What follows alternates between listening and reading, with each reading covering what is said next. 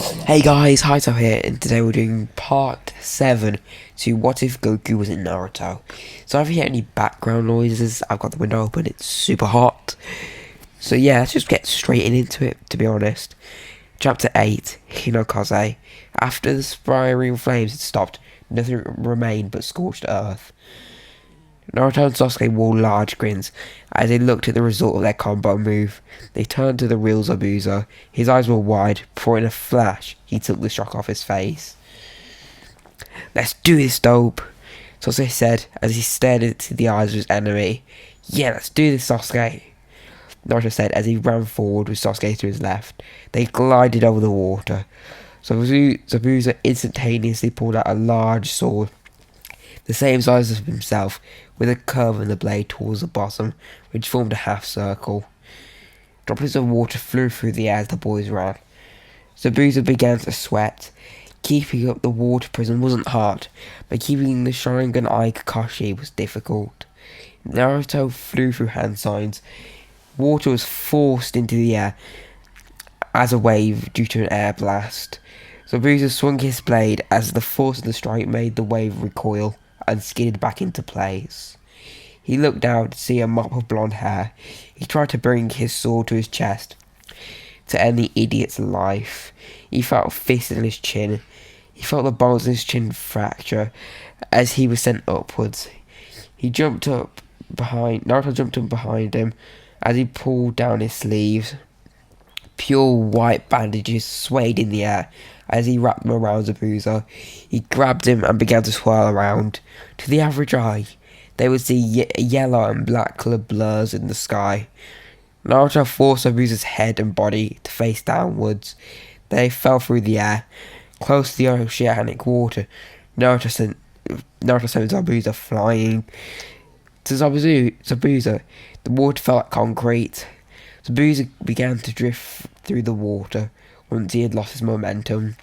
He didn't know what to think. His instinct forced him to swim upwards. He knew in that moment he couldn't win. He got to his feet on the water. He looked into the reflection of himself on the water.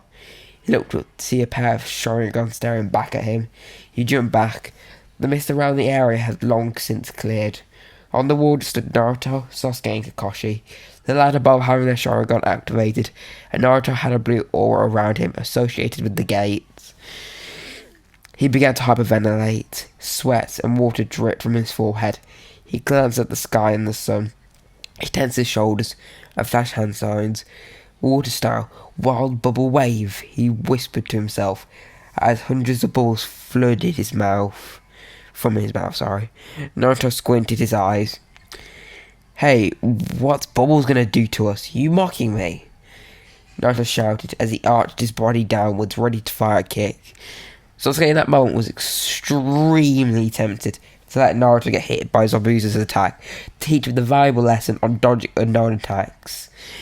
But going against that thought, he grabbed Naruto's leg and chucked him backwards. Naruto skidded across the water, in brackets, rolling like a bowling ball. "Sasuke!" Naruto screamed as he rolled over the water. Sasuke looked back with a deadpan face, which painted what he thought of the blonde in the moment. He turned around to use the jutsu of his own. He weaved hand signs right next to Kakashi, who mirrored his hand gestures. He wasn't copying Sasuke's jutsu, as he knew this jutsu already, but agreed with Sasuke's idea. Monstrous flame rushed at the bubbles and engulfed them. They noticed the flames got bigger due to the bubbles exploding on contact. A veil of smoke covered the area. The water beneath had all evaporated, leaving a large crater where the pair stood. They noticed the different types of fish they had fried. That not being a lot, as most of the piles of fish were just ashes. Sasuke felt the light tingling on the bottom of his feet due to the heat of the land beneath. They looked almost to see nothing. Kakashi sighed. "What's wrong?" Sasuke asked, looking mildly confused. "He must have escaped. There's no way we wouldn't find his ashes. We can even see some fish's ashes," he said as he began to walk back to land. Goku had stars in his eyes as he watched the display of pure strength. He felt the adrenaline from it pumping in his veins. He luckily never had to use that last bit of energy, and as such had the ability to stand normally. Naruto lay in a heap at his feet after Sasuke had played bowling with him. He beamed at Sasuke and Kakashi. "Hey guys!" Goku waved. "I see someone's got their energy back," Kakashi shouted back. Goku just smiled and looked at Sasuke. He raised his thumb in the air. The wind slightly swayed the leaves. The sun gave the hand a spiritual look. A smirk graced Sasuke's face as he put a thumb out. Naruto sitting up looked at the scene and put his thumb up too. "Hey, don't leave me out!" Naruto shouted with an outraged expression. 5 hours later, Naruto, Sasuke and Kakashi were in a dying forest. "You two both need to get stronger. Whilst your strength is amazing for your ranks as Genin, Zabuza isn't some pushover, and I suspect Zabuza might have some accomplices.